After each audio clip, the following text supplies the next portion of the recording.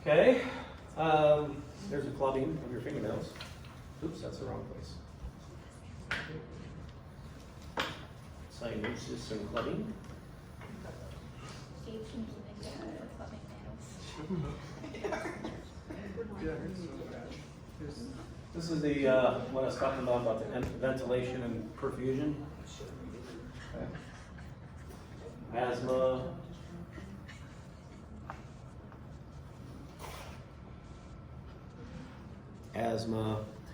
Also keep in mind that even though all of them, bronchitis, not so much emphysema, but definitely bronchitis and asthma, you get a lot of mucus in there.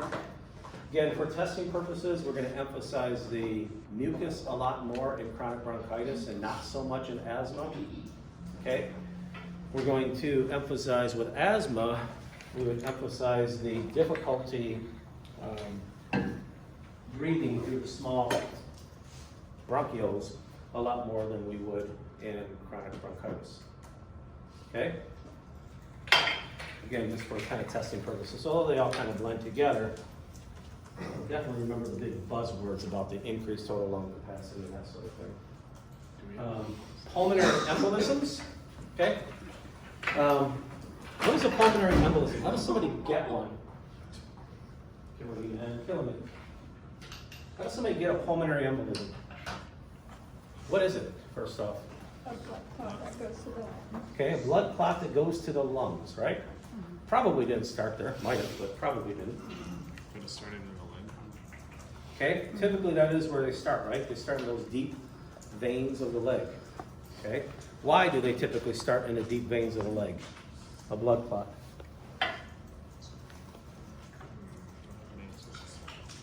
By the way, what's a blood clot actually called? What do we call it? Embolism? Well, an embolism is a moving blood clot. Oh, so What if it's not moving? thrombus. Yeah, we call it a thrombus, right? So just kind of for your information kind of thing is that a thrombus is a blood clot. Once it starts moving, we call it an embolism, okay? Frequently, people would just call it a thromboembolism, okay? But in either case, when that gets to the lungs, why is this a problem? Got a blood clot coming to the lungs.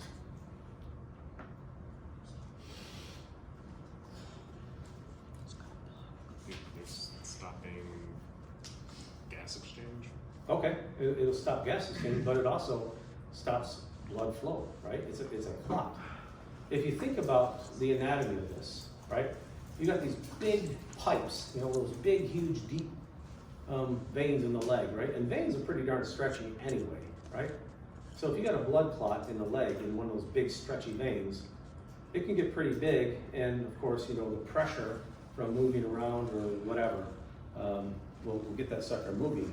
But it's the not moving around in the first place that probably let it clot in the first place. So your classic patient with a thrombus is going to be somebody who wasn't moving for a very long period of time, right? Because you already know that you know these legs, these are your heart pumps, right? At least for the venous system, because you have such low pressure in the venous system, you kind of rely on the muscles squeezing and contracting and squeezing those veins so the blood can go up. And then veins, of course, have valves, so the blood can't fall back down. And then the next muscle squeezes and the blood goes up. And then they got a valve to keep it from going down, right? You just kind of squeeze your venous blood back to your heart. So give me a scenario where somebody is getting a thrombus in the first place.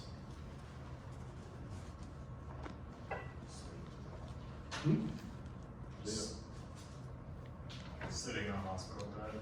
Sitting in a hospital bed. Okay.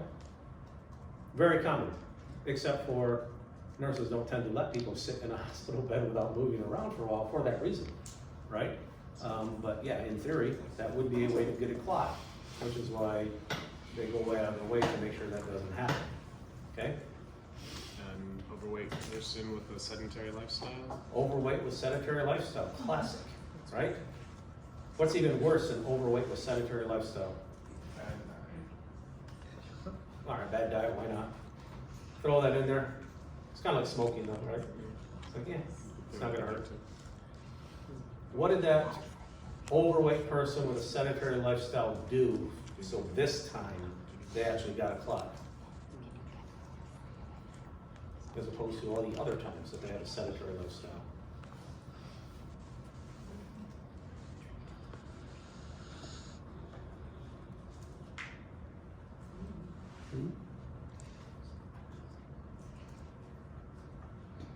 Okay?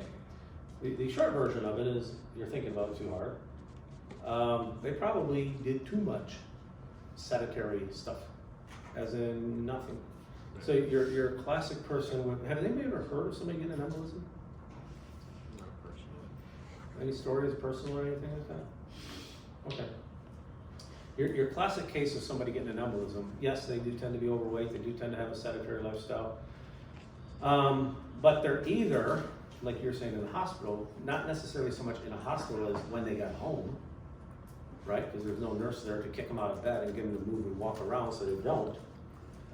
So maybe they're just post surgery of some kind, right? And they've been released back home and they're just not doing what they're supposed to be doing. They're not getting out of bed, they're not walking around, they're just laying there and letting these veins clot, okay? Or, on some international flights, there have been histories of people that were sitting there for, I don't know how somebody even does it, to be honest, but you can get a flight that's 15 hours or something like that. I don't know, we're going to Australia or something, right? There are people that, for whatever reason, are able to sit there for 15 hours and not move a muscle. Then, when they do stand up and they start walking, those muscles are pushing that clot, push, drops down into the right side of the heart. Okay, it's a pretty big valve, right? Big veins all the way, right? Drops down, pretty big valve, goes through that pulmonary, what's that one going from the right ventricle to the lungs? Pulmonary artery, right? Even though it's deoxygenated blood, it's the one that's an artery because it's still going away from the heart. Big clot, pulmonary artery, pretty decent sized, starts hitting those little arterioles and capillaries because it needs to exchange gases, right, in the lungs, and instead, plunk, covers it all up, right? And now you just caused a hypoxic situation, right, where you're not getting the blood through, and that part of the lung tissue can actually die because of hypoxia, and next thing you know, boom, right, they fall over dead.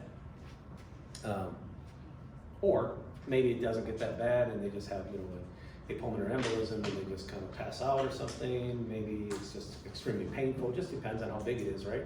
And exactly where it got caught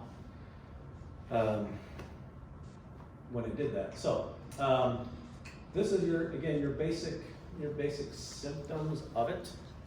Anything from just chest pain, syncope. What is syncope? Huh? Yeah, you're kind of like fainting, like lightheaded, right?